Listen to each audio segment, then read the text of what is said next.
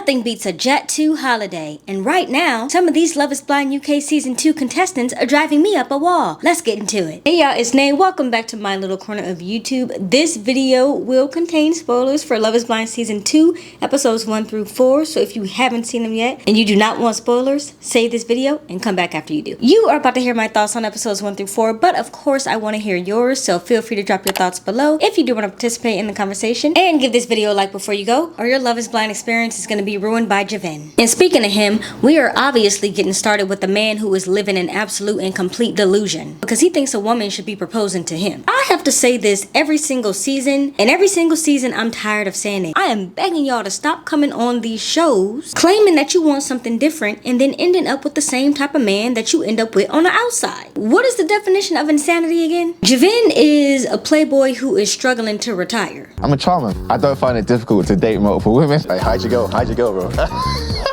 But I don't need to compete for women. He claimed that he liked Katisha, but he couldn't even let his player side go long enough to actually tell her that he liked her. So how do you feel about our connection? Ultimately, like, what will be, so. Javen is who I thought Cal was gonna be. Now look, I don't know which one of these Love is Blind cast members group chats my cast reveal video ended up in, but I had a few different cast members from this season leave comments under my cast reveal video. Or at least people who are saying it's them, right? It could be anybody on the internet, but I'm gonna go with the fact that it's actually them, because why would somebody pretend to be 5 different people? That's crazy. Javen was one of them. And I just need to know, Javen, because you'll probably be watching, why did you say that you were looking forward to hearing my thoughts on this season when you know your ass got on this TV show and acted like this? You out here acting a whole fool when you couldn't wait to hear my thoughts? You ain't want to hear my thoughts. You can't want to hear my thoughts. This is not a bad edit. These are things you actually said and did. And I'm gonna need you to catch me outside expeditiously. The nerve of this man to go back to the men's quarters and then say, yeah, Katisha had said that the other guy, Demola in this case, was over there love bombing her and sending her gifts. Knowing that that phrase has become overly used just to make himself feel better about doing less than the bare minimum. In the words of the British, he's a waste man, isn't it? Because first off, that's not what she said. The thing is that I know where I stand with him. I feel that's why I feel that I don't know where I stand with you. Like, he's been making like grand gestures. The way that you express how you feel is obviously very different. The other person's making like really big, like grand gestures, like love bombing her. Love bombing, he said. No, I was like, Man said love bombing. I was just like, well, like, I'm not gonna do that. I'm not gonna sit here and tell you like some mad fairy tale story. I'm just gonna tell you what I think, and I'm gonna tell you the truth. Secondly, if anybody's been a love bomber, it's you. This is why I am very careful on my channel and in my life to not use words like love bombing, narcissism, or he's a narcissist, because TikTok has made y'all water down the meanings of those words, and I don't think they mean what you think they mean. In fact, I know they don't mean what you think they mean. Someone being attentive and caring does not automatically put them into a love bomber bucket. It just means that they are an attentive and caring person. See, because y'all view that as simping, and that's why y'all think that that's a negative trait to have, when in reality, if you were a caring and attentive man, maybe you'll be doing a little better and not being a player for the last 28 years, or however old he is, I don't remember. Just because when you are attentive and caring, you're love bombing, doesn't mean that every man that does that is a love bomber. I am convinced that Javen is one of the ones who did not sign up for this show. He's definitely one that got drafted. He's one that got plucked off the street. They said, you look good, get on this show because we know you a player, and he's fulfilling that role. And at this point, I really need them to take him back to the streets where they found him, because what is he doing on this show? The irony in this man calling Demola a love bomber when he's the one who turned around and started love bombing Katisha because he was trying to lock something in. There are flowers in here. Of course. They're from you. Yes, they're for me. Oh, these flowers are absolutely beautiful. Yeah, good. Wow. I'm glad you like them. I'm trying to lock something in. Her type is emotionally unavailable men, and that's exactly what she's getting in Javen. And she herself says that she doesn't know how to receive love. And maybe that's something she should have figured out before she came on this show, because she's letting him play in her face. And we're all watching it in 4K. Javen is coming off as very manipulative. She gave you your answer, and then you proceeded to pester her with the question in order to get a different answer out of her. Until you did. I think that I've realised that that connection is possibly stronger than I had anticipated. Kind of came down to how this person made me feel. I still feel like you're the one. So All I need to know now is where your head's at. I also found it a little manipulative that he was like, well, you already broke my heart. Like, why would you say that to her? Just to get her in her feels so that you could kind of try to break her down further and then reel her back in when she's feeling bad about it? By reading out of this notebook and giving us absolutely nothing. I want to read you my notes for you, that I've written for you. Yeah? Location, Scotland, tick, tick. Single for 6 years. Want someone genuine. Loves Jamaican food, tick, tick. Kind spirit. Caring personality, sexual chemistry is very important. Tick, tick. And I think that is it. None of what he just said means anything. Those are just traits that she told you about herself. None of that says how you feel about her. None of that says why you like her. None of that says why you wanted to propose to her. It's just a list of traits. Give us something to work with, please. Let's do a little flashback to season 1 when Ali told us he didn't do grand gestures and ostentatious types of things because his love should be enough. I haven't come in here with extravagant gifts or like ostentatious gestures or anything like that, but I feel like our love is more stripped back, real, natural. We don't need these crazy over-the-top gestures for us to connect. Think about how that relationship ended. Now we have Javen here. I haven't made too many grand gestures, I guess. But that's not me. That's probably not how I communicate, so. Okay. Come on now. He just doesn't want to do them for you. The absolute nerve of this man to go back to those men's quarters and be like, shit, well, I told her I would only propose to her if she said that she would propose to me first. In what world? I don't know how y'all doing it in the UK, but no woman who runs in the circles that I run in the company that I keep, is getting down and proposing to no man. Not even jokingly. She's gonna have to propose to me. That's the only way. If not, I'm taking my ass home, bro. And then even crazier is the fact that she did say it. I would generally be willing to get down if you were not like on the same page. I said to the boys that I'll propose if she says that she would propose to me. I didn't plan any fancy speech. Now I'm feeling like I should have written a proposal for you.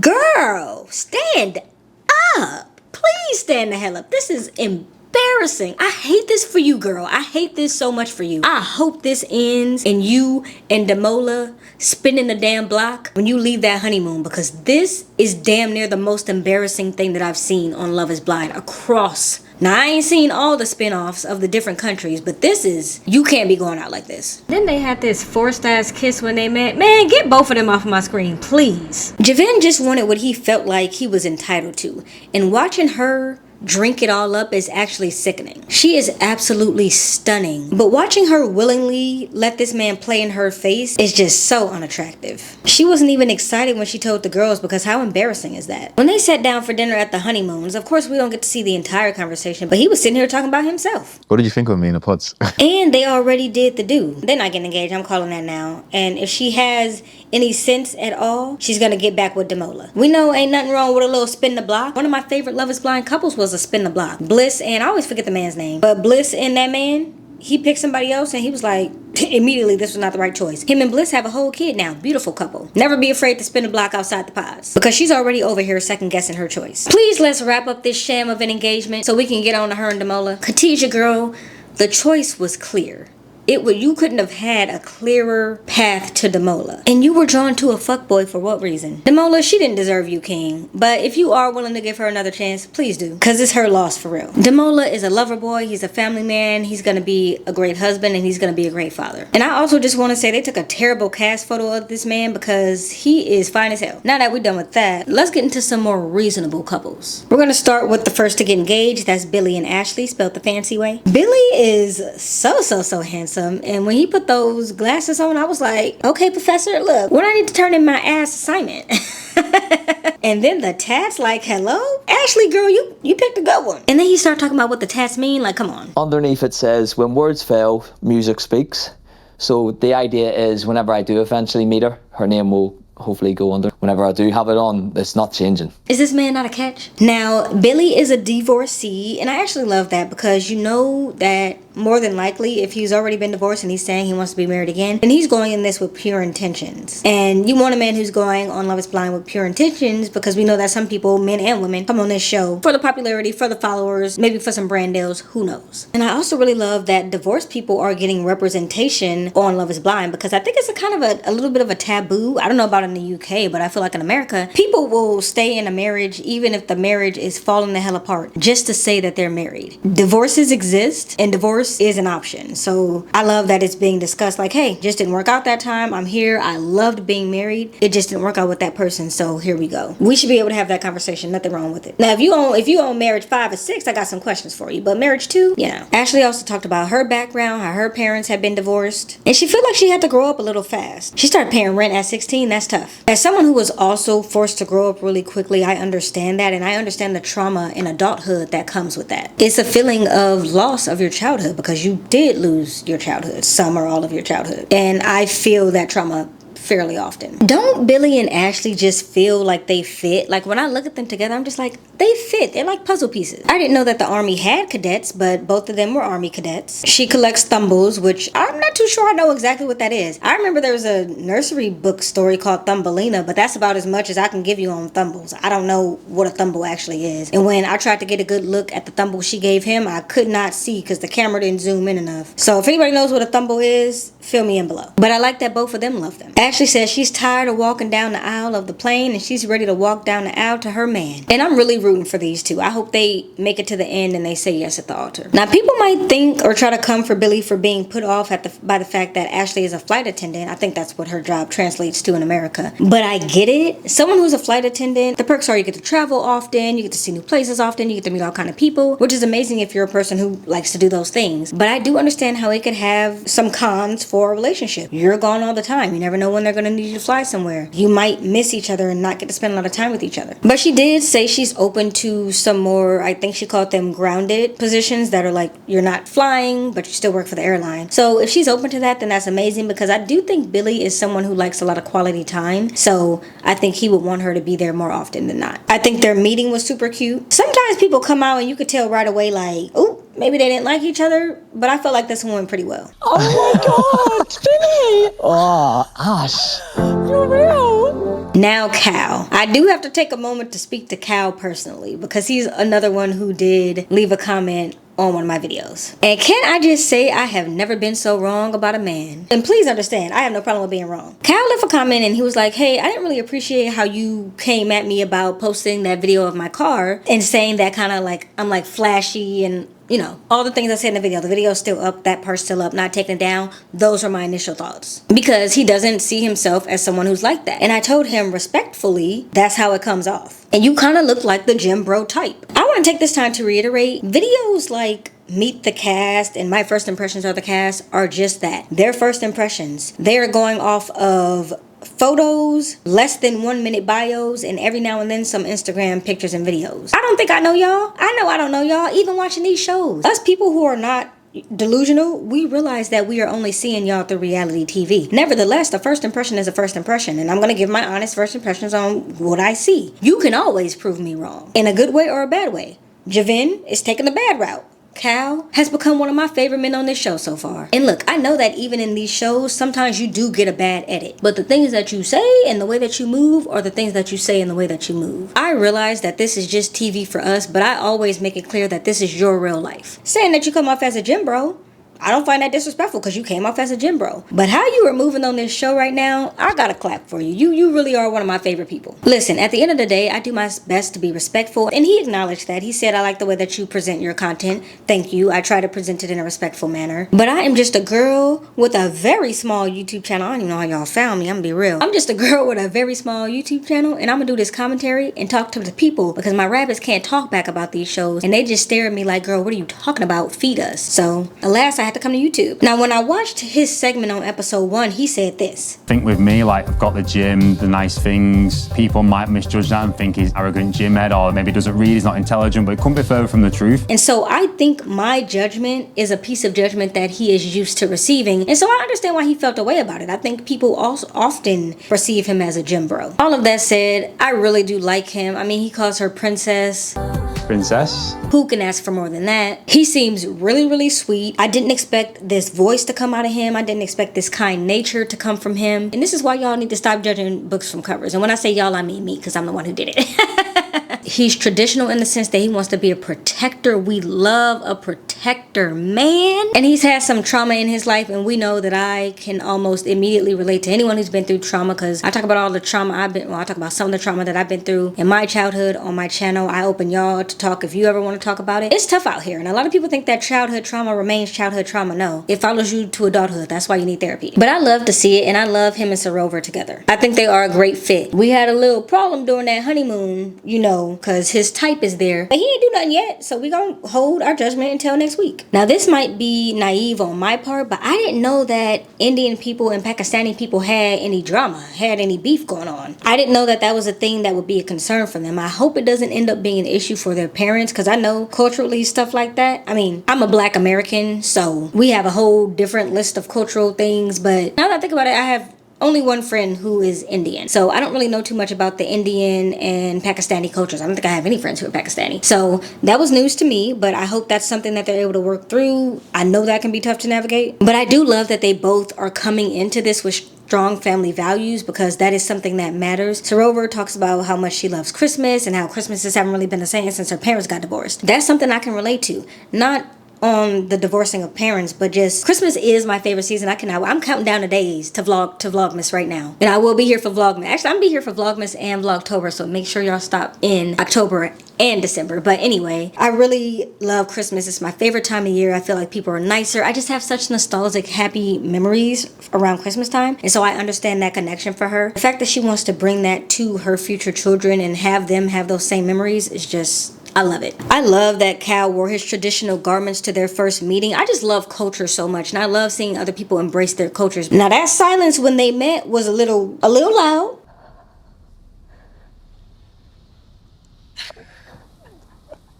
Oh my God.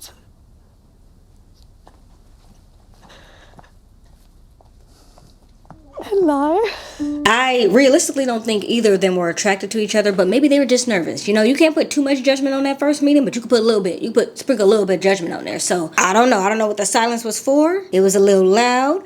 There's a reason that it was left in there. Okay, so we gonna see how it plays out, and maybe it just doesn't work for them. But as far as them as people go, right now, they both seem like fantastic people. Now, he did say he was a mama's boy, and I'm gonna be real, Cal. That is a medium red flag, because there are two types of mama's boys. You can be the type of mama boy who respects their mom and loves their mom, and so they respect women and love women and treat women with care. Or you could be the type of mama's boy who doesn't make a move without his mother's approval, and your mama gonna be there trying to raise the kids. She gonna be there trying to be the bride on a wedding day. She gonna want to wear a wedding dress. She gonna want to wear a white. It could be that kind of mama's boy. So, you know, some of these mother-in-laws do be overstepping. And please let us know quickly which type you are. Another thing I gotta do is give Cal props for standing up for Demola. He is on a mission, okay? He's like, Katisha, I really need to know what the hell went down with you and Demola, because my boy was all in, and you blindsided him, and she did. For Javen. Like, girl, what do you know? I have questions that need answers too. Seeing Katisha and Javen together, it's not fully sank in yet. I do feel bad for Demola, and it was a big shock to me when he came back and said that she'd gone for Jav.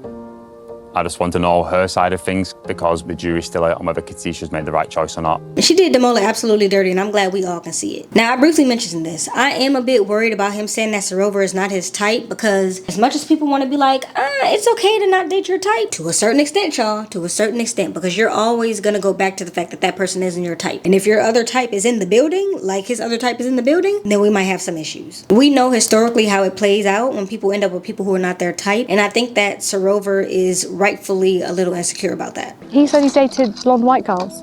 How do you find that? Do you find that okay?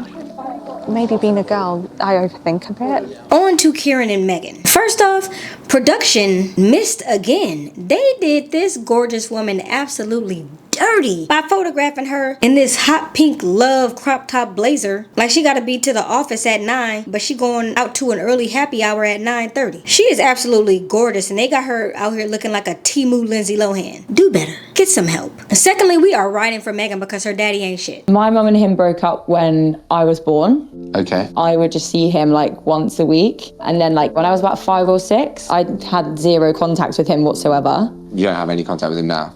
No. Tell him I want to meet him outside with Javen. I love Kieran and Megan together, and I think he dodged a huge bullet with Sophie. And we gonna get to her, don't worry. Kieran shares that one of his biggest fears is getting married, having kids, and then getting divorced. And raise your hand if you agree with that. That is definitely one of my biggest fears, because divorce puts so much strain, not just on the couple, but if they have kids, on the kids, because their entire life is changing too. I would hate to get married, have kids, and then get divorced. I understand that circumstances change and things happen, and sometimes, like I said, divorce is always an option. So if it happens, it happens, but that is one of my biggest fears. I'm not gonna hold you. It's actually really a scary thought, and I don't even come from a divorced family. Now, Megan says she used to be a freestyle disco dance instructor, and I know y'all know exactly the video that my mind went to as soon as she said that. Hi, I'm Renata Bliss, and I'm your freestyle dance teacher.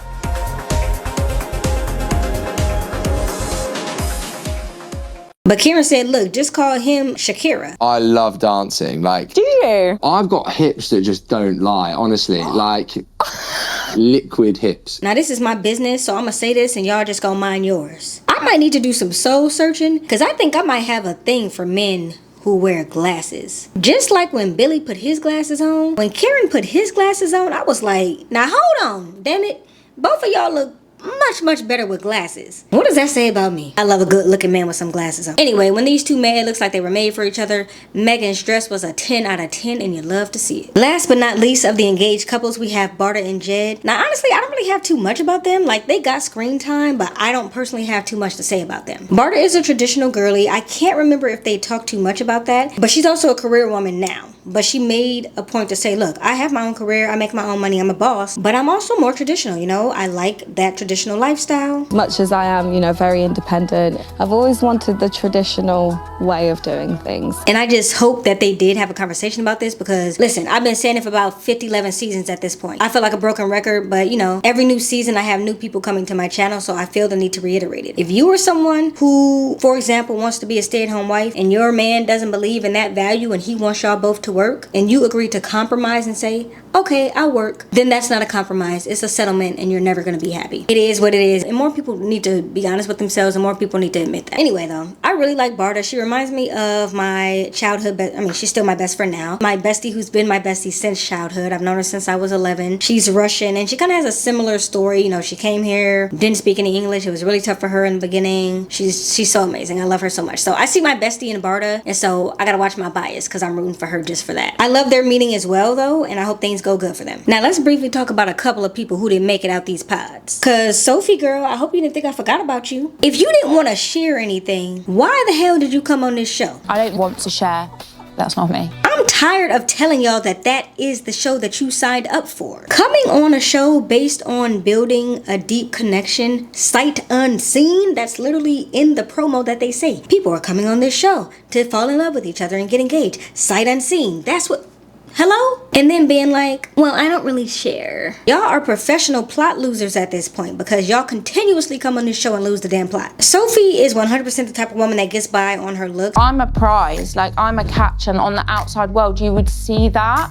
So I'm not here to beg you to love me. That's not a bad thing. She's gorgeous. I said that in my cast reveal video. She's absolutely stunning. I think she's beautiful. But girl, you have the personality of a bag of white rice. It's like a pretty cheerleader who has no depth. Kieran asked her how he would be able to give her butterflies. Passion, I'd say. You're gonna have to go more than that. I'm sorry, I'm not accepting that. Why? I need more. Why do you need more? Meanwhile, he asked Megan the same thing. She said this. I feel like really good eye contact. Yeah, like, that is up there for me as like biggest turn on. Kieran at one point was damn near begging her to say something more than, I like Gucci and I like Prada. And she was like, I don't really do that. Okay, then that's why you're not really married then. It's giving trophy wife, and she needs to go find someone who wants her to, who will put her on that trophy wife pedestal. Shine her up a little bit and look at her through a glass, because it's giving trophy wife Barbie. And I could kind of already tell that that's where it was going with her, because she's the type of person who comes on a little strong. I think she was having this conversation with Yolanda, and she was like, well, do you like my hair better like this or like this? And Yolanda was like, girl, whatever makes you happy. And she was like, okay, but that's not what I asked you though. I hate when people do that. Like this or over? Whatever you feels good to you. But I'm asking your opinion. I hate when people do that. Girl, literally the man is not about to see you, so it really is up to you. Wear your hair in the style that makes you feel the prettiest or the sexiest or the most confident. Why are you asking Yolanda? She asked for dad jokes, they gave her dad jokes, and she was like, meh. She was briefly in what she thought was a love triangle with Kieran and Megan. And she's like, oh, it's so hard to hear that he, likes somebody else. And I'm like, girl, someone else? No, Megan is the only one, because you giving this man absolutely nothing. He has no details about you. Me and Kieran know the same amount of information about you, and that's nothing at all. Now, her and Kieran did have a conversation that was a little bit more important. They were kind of saying, hey, have you ever been in love, or do you feel like you've ever been in love? And both of them kind of come to the conclusion that we've had long-term relationships, but we don't really think we've actually fallen in love with someone or fallen deeply for someone. I think that is a lot more common than people think, because what is being in love? It's different for every single person. There is no checklist of, okay, I did this, so I know I'm in love, or they did this, so I know I'm in love, or I feel this, so I know I'm in love. That doesn't exist. You cannot explain what being in love is. You can explain how it makes you feel, how you know that you're in love, but there's no checklist. So a lot of people think that they're in love with somebody when really they just really like them. Now, I'm not going to be following my spleen anytime soon, but I can appreciate that Patrick does. I'm so happy that we finally know what a human design coach is. So basically, I'm like a life coach, but I use spiritual system called human design. And I could tell that Patrick is very passionate about being a human design coach, because when Aanu was saying, oh, so it's like you follow your gut, he was like, no, I follow my splenic instinct. It was given, and for the ladies, perhaps a salad, and perhaps not. Like, it was given that. It's kind of that subtle, and I'm a little bit annoyed correction that you give somebody when it's like, no, you didn't hear what I said. Trusting your gut instinct. Yeah, trusting my splenic instincts. Because, girl, if I wanted to say I trust my gut, then I would have said I trust my gut. I said I trust my spleen.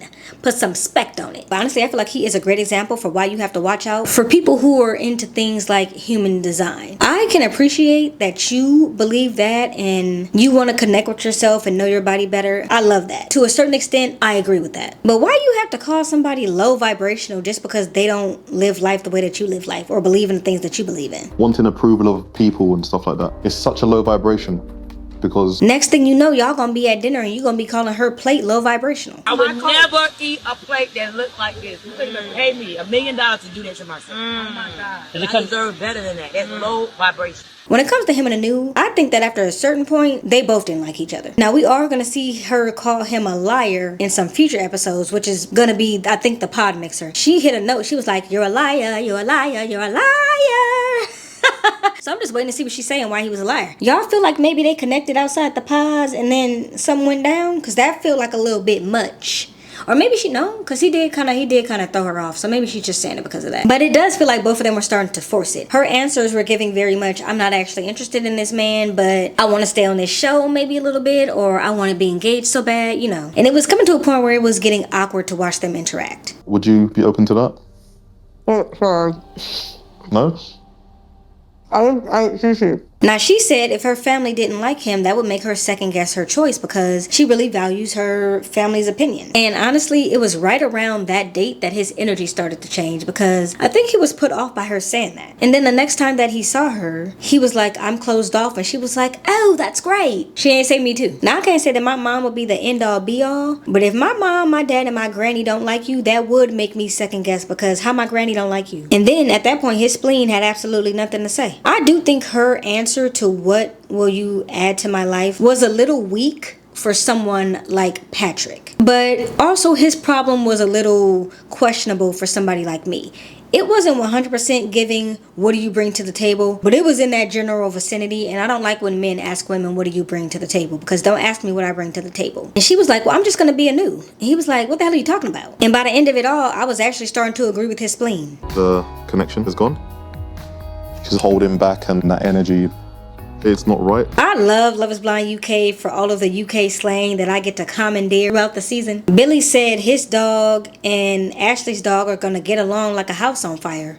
Let me write that shit down. He kind of ate. I'm ready for this next batch of episodes. I'm ready to see how this mixer plays out. I'm ready to see how this pod mixer plays out. This video is probably going to be long. My battery is literally dying, so I'm going to go edit it, and I will catch y'all in the next one. Bye! What's that man name? Javen. Is it Javon or Javen? Let me get that right now, because I want to say Javen. Let me see. And it's emphasis on the Vin. Javen. All right, back to it. I'm so happy that we finally professional pot losers plot. Is this the man not a catch? And at this point, I really need them to Wake up in Pasadena, nobody asked where we from. Cold-blooded conversation, ADD told me to run. Why he got too many coats, Cali got too many sons. Home of the famous and broke, broken and lonely a bunch.